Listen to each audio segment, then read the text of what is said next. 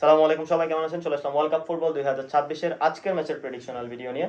Already round of 32 এর বেশ কিছু ম্যাচ শেষ হয়ে গিয়েছে। আজকে রাউন্ড অফ 32 এর 6 নম্বর ম্যাচ শুরু হবে। আজকের ম্যাচে ভোর 7টার সময় প্রতিপক্ষ হিসেবে যে দুটি দল মাঠে নামছে, মেক্সিকো এবং ইকুয়েডর। খুবই হাড্ডাহাড্ডি একটা লড়াই হতে চলেছে, একটা স্ট্রং ব্যাটেল হবে। দুইটা ফিজিক্যাল টিমের মধ্যে যে খেলা হবে, অনবদ্য পারফরমেন্সের মাধ্যমে হয়তো আমরা উপভোগ করতে পারবো। চলে আসে তাদের প্রয়োজন লাইন আপ নিয়ে। যদিও সকাল 7টায় শুরু হবে, সেই ক্ষেত্রে আমার কাছে কনফার্ম লাইন আপটা নেই। আমি যদি প্রয়োজন লাইন আপ নিয়ে কথা বলি, মেক্সিকোর গোলকিপার পজিশনে হয়তো আজকে রেঙ্গেলকে দেখা যেতে পারে, কারণ আগের ম্যাচে ওচোয়াকে দিয়ে শুরু করানো হয়েছিল। আগের ম্যাচ না মেবি, তার আগের ম্যাচটা ওচোয়াকে দিয়ে শুরু করানো হয়েছিল। তবে বর্তমান মেক্সিকো টিমে তাদের ফার্স্ট চয়েস গোলকিপার হচ্ছে রেঙ্গেল। আর লেফট ব্যাক পজিশনে গ্যালার্ডো এবং রাইট ব্যাক পজিশনে রাইসকে ইউজ করানো হতে পারে। সেন্টার ব্যাক ডো হিসেবে থাকছে এডগার আলভারেজ এবং বাস্কেস। এই দুইজন বিশ্বকাপের প্রথম থেকে মেক্সিকো টিমে সেন্টার ব্যাক ডো হিসেবে খেলছে। থ্রি সেন্টার মিডফিল্ডার হিসেবে থাকছে গুইতিয়ারেজ, লিরা এবং ফাগিদিয়েলো। এবং ফরওয়ার্ড লাইনে তাদের এই বিশ্বকাপে মেক্সিকোর সবচেয়ে অনবদ্য পারফরমেন্স করে যাচ্ছে তাদের ফরওয়ার্ড লাইন। লেফটিং ফরওয়ার্ডে কুইনিনেস এবং রাইটিং ফরওয়ার্ডে অ্যালভারো এবং স্ট্রাইকার পজিশনে রাউল হিমিনেস। খুবই স্ট্রং একটা ফরওয়ার্ড লাইন, ফিজিক্যাল একটা ফরওয়ার্ড লাইন। তারা এই বিশ্বকাপে বেশ কিছু গোল মেক্সিকোর হয়ে দিয়েছে, যার মাধ্যমে মেক্সিকো তাদের গ্রুপে চ্যাম্পিয়ন হওয়ার মাধ্যমে রাউন্ড অফ 32 খেলতে এসেছে।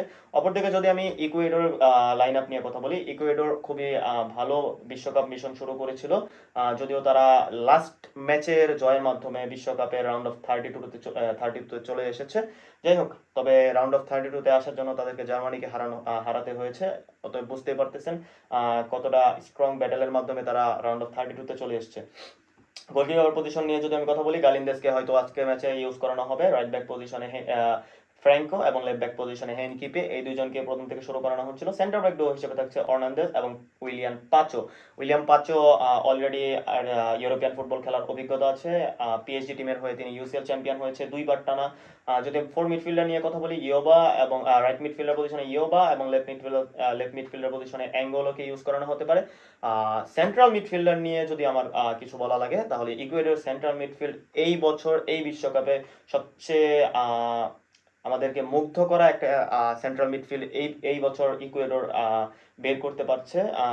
যদি পোয়েট্রে ভাইতে এবং মইসেস কাইসেডো, তাদের দুজনের খেলা আপনারা দেখে থাকেন, অলরেডি যারা খেলা দেখেছেন তারা জানেন তাদের মিডফিল্ড এবার বিশ্বকাপে কতটা অন্যান্য মিডফিল্ডের তুলনায় নিজেদের বল পজিশন ধরে রেখেছে, অথবা ইন্টারসেপশন করছে, অথবা বল ব্যাটেল করছে। সবকিছু নিয়ে ইকুয়েডরের এই টিমটা যে পারফরমেন্স দেখিয়েছে, আমি এখন পর্যন্ত বলবো ইকুয়েডর এই বিশ্বকাপে সেমিফাইনাল পর্যন্ত যাওয়ার যোগ্য দাবি রাখে। যদি আমি সেন্টার ফরওয়ার্ড নিয়ে কথা বলি, ডাবল পিভট পজিশনে খেলে তারা ইনার ভ্যালেন্সিয়া, যদিও বয়স হয়ে গিয়েছে, তবে বর্তমান ইকুয়েডর টিমটার ক্যাপ্টেন্সি করছে, এবং প্লাটা, এই দুজনের ডো হিসেবে আজকে ফরওয়ার্ড লাইনে খেলবে। মেক্সিকোর আজকের যে স্ট্রং একটা ব্যাকবোন, অর্থাৎ তাদের যে ডিফেন্স লাইন, সেটা ভাঙার জন্য আজকে ইনার ভ্যালেন্সিয়ার দিকে অনেক বেশি তাকিয়ে থাকবে ইকুয়েডর সমর্থকরা, কারণ ইনার ভ্যালেন্সিয়ার যে অভিজ্ঞতা আছে সেটাকে কাজে লাগানো আজকে খুবই দরকার। যদি আমি তাদের overall total head to head নিয়ে কথা বলি, অনেকগুলো ম্যাচ খেলা হয়েছে, কারণ মেক্সিকো অনেকগুলো ম্যাচ স্বাভাবিক অর্থে কোপা আমেরিকায় অভ্যর্থনামূলক টিম হিসেবে অনেকগুলো ম্যাচ খেলেছিল, অথবা ল্যাটিন আমেরিকা এবং নর্থ আমেরিকা হওয়ার ক্ষেত্রে মেক্সিকো এবং ইকুয়েডরের বেশ কিছু ম্যাচ খেলা লাগে। টোটাল তাদের 16টা ম্যাচ খেলা হয়েছে, তার মধ্যে মেক্সিকোর জয় 8টিতে, ইকুয়েডরের জয় 3টি, এবং ড্র হয়েছে 5টি ম্যাচে। স্বাভাবিক অর্থে বুঝতে পারতেছেন যে স্ট্যাটস অনুযায়ী মেক্সিকো আজকে অনেক বেশি এগিয়ে। শুধু স্ট্যাটস অনুযায়ী না, মেক্সিকো নিজেদের ঘরের মাঠে খেলছে, স্বাভাবিক অর্থে একটা যে ফ্যান বেস থাকে অথবা হোম সাপোর্ট থাকে, সব দিক থেকে মেক্সিকো অনেক বেশি এগিয়ে আছে। টোটাল তাদের গোল স্কোর হয়েছিল 43টা, এর মধ্যে মেক্সিকোর গোল 25টি, ইকুয়েডরের গোল 18টি। যাই হোক, যদি আমি স্ট্যাটস আলাদা করে দেখি এই বিশ্বকাপে, যদিও এই বিশ্বকাপে স্ট্যাটস ম্যাটার করছে না, প্যারাগুয়ে অলরেডি জার্মানিকে বিশ্বকাপ থেকে বাদ দিয়ে প্যারাগুয়ে অলরেডি জার্মানিকে হারিয়ে বিশ্বকাপ থেকে বাদ করে দিয়েছে। যদি আমি মেক্সিকোর ফিফা র্যাঙ্কিং এর কথা বলি, তাদের বর্তমান ফিফা র্যাঙ্কিং হচ্ছে 9। অপরদিকে ইকুয়েডরের বর্তমান ফিফা র্যাঙ্কিং হচ্ছে 24। স্বাভাবিক অর্থে ফিফা র্যাঙ্কিং এর দিক থেকে ইকুয়েডর অনেক পিছিয়ে মেক্সিকো থেকে। তবে আজকে যদি এমন একটা অঘটন ঘটে, আমি একটু অবাক হব না, কারণ অলরেডি তাদের একটা এক্সপিরিয়েন্স হয়েছে জার্মানির মতো একটা বড় টিমকে হারিয়ে এই পর্যন্ত আসার। স্বাভাবিক অর্থে আমি আজকে প্রেডিক্ট করছি মেক্সিকো 2, ইকুয়েডর 1। তবে ইকুয়েডর যদি ইকুয়ালাইজের মাধ্যমে এই আজকের ম্যাচটি জিতে নিতে পারে, তাহলে আমি সবচেয়ে বেশি খুশি হব। ইকুয়েডর তাদের গ্রুপে তৃতীয় হওয়ার পরেও রাউন্ড অফ 32 খেলছে। বেশ কিছু টিম তৃতীয় হওয়ার পরেও রাউন্ড অফ 32 খেলেছে। যদি আমি ব্র্যাকেট নিয়ে কথা বলি, আমি একটু শর্ট টাইমের মধ্যে আজকে ফিফার যে টোটাল ব্র্যাকেট আছে, কোন দলের সাথে কোন দলের খেলা পড়তে পারে বা খেলা পড়েছে সেটা নিয়ে কথা বলি। অলরেডি আপনারা জানেন জার্মানি এবং প্যারাগুয়ের খেলা হয়ে গিয়েছে, সেখানে প্যারাগুয়ে ম্যাচটি জিতে নিয়েছে। ফ্রান্স এবং সুইডেনের যে ম্যাচটি হবে সেখান থেকে যে দল জিতবে তাদের খেলা হবে প্যারাগুয়ের সঙ্গে। আফ্রিকা এবং কানাডার যে ম্যাচটি হয়েছিল সেখানে কানাডা ম্যাচটি জিতে নিয়েছিল। মরক্কো এবং নেদারল্যান্ডের ম্যাচটিতে মরক্কো জিতেছে, অতএব কানাডা এবং মরক্কোর খেলা হবে। এই দুইটি টিমের মধ্যে যারা জিতবে তাদের মধ্যে আবার প্যারাগুয়ে এবং ফ্রান্সের যে ম্যাচটা জিতবে তাদের একজনের খেলা পড়বে। অপরদিকে পর্তুগাল এবং ক্রোয়েশিয়া রাউন্ড অফ 32 ম্যাচ শুরু করবে।